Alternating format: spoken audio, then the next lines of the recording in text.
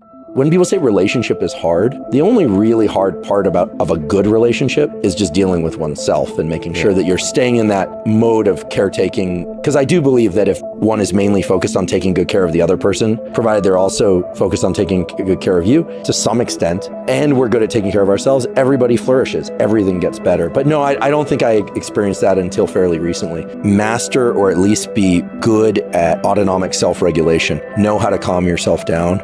Don't expect looking to anything external to soothe yourself it puts you in a terrible position to be a caretaker of yourself and other people.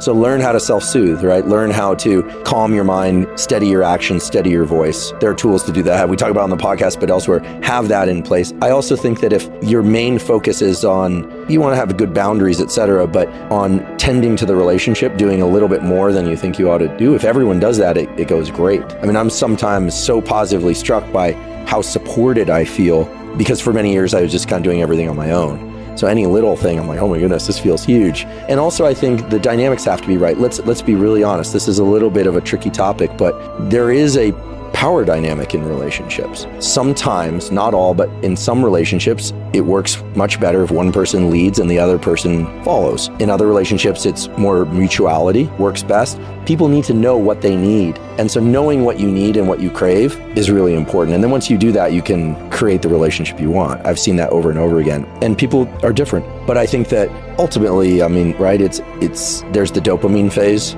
of a relationship, and then there's the serotonin phase, the kind of more mutuality, coziness, and sweetness. There's a great book about how to make sure that the dopamine component and the serotonin component, so to speak, go on forever.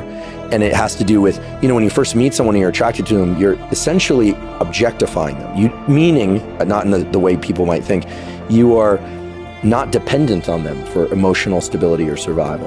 As you get close with somebody, you really come to depend on them, and then you tend to objectify them less. And so this book, the name is kind of corny, but it's written by an analyst again. It's called Can Love Last? And it's a book about how really good, strong relationships are the consequence of people constantly moving through this dependency objectification dynamic. And I use those words in the psychological sense, not in the way they're typically thrown around nowadays.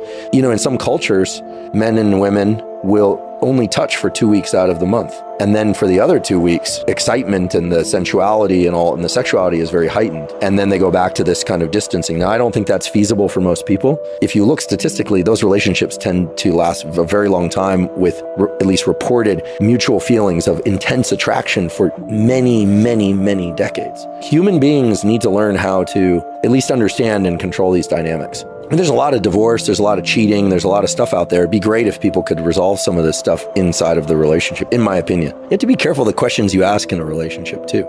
You have to make sure you really want that information. And it's not just about people's past, right? If you ask somebody how they really feel about something about you, and they tell you, that may be soothing, it may be intensely stressful. Here's one thing I know for sure. For a relationship to work, you have to be brave. You can't go in there fully protected. And yet you also can't go in there with no boundaries, because you'll end up beat up. What's that quote? If you want to be a warrior, prepare to get hurt. If you want to be an explorer, prepare to get lost. And if you want to be both, and if you become a lover, prepare to be both, or something like that. I forget. This is one of these Instagram type things that you see passing by and you go, oh, it's pretty true. Love's scary because it takes us back to that primitive circuitry that is as primitive and basic as hunger, thirst, the desire for heat when we're cold, the desire for cold when we're overly warm. It's dynorphin. I mean, when somebody leaves, when somebody you were attached to leaves by death or by decision, or you're forced apart, the dynorphin release is massive. It is true discomfort. People feel anxiety and discomfort. And moving through that is the hell of a process. I mean, if I knew how to best break up at a neurological level, or if you could just plug yourself into a wall and reset, I mean, I'd do that episode tomorrow, but we don't have that knowledge. I think external conditions being a little tougher is helpful for a couple.